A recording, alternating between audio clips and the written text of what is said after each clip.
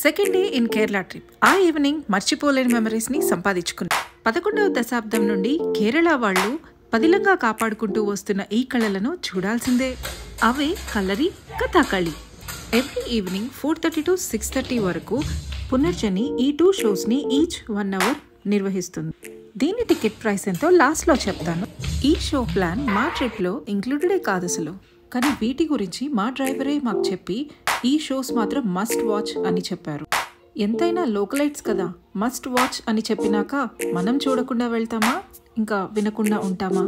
ఖచ్చితంగా ఆ 2 షోస్ని చూడాలని అనుకున్నాం.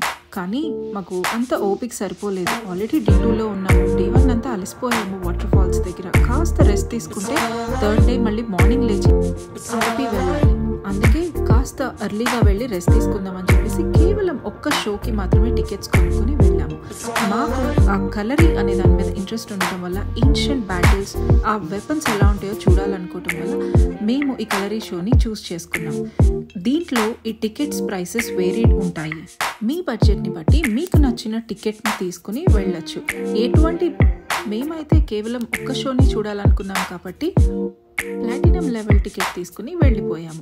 ఆ ప్లాటినం టికెట్ ప్రైసెస్ 500. దీని ప్రైసెస్ 300 నుంచి 500 దాకా ఉంటాయి. ఈ షో అయితే మనకి అస్సలు బోర్ కొట్టదు. కూర్చున్న 1 hour కూడా ఇప్పుడే అయిపోయిందా అనిపిస్తుంది. మస్ట్ వాచ్ అనే చెప్తాను. ఇక్కడ పెర్ఫామ్ చేసే ప్రతి ఒక్కరూ ఎంతో ప్యాషన్తో ఈ కళని ప్రదర్శిస్తారు.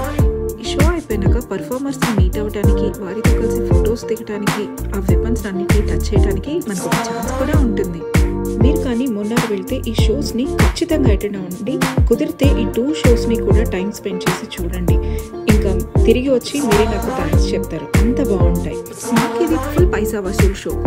మీలో ఎవరైనా ఈ షోస్కి అటెండ్ అయితే మీ ఎక్స్పీరియన్స్ ఎలా ఉందో షేర్ చేయండి. హోప్ఫుల్లీ మా ట్రావెల్ సిరీస్ మీకు నచ్చుతున్నాయని అనుకుంటున్నాను. Day 3 వ్లాగ్లో మళ్ళీ కలుసుకుందాం. అంతవరకు సెలవు.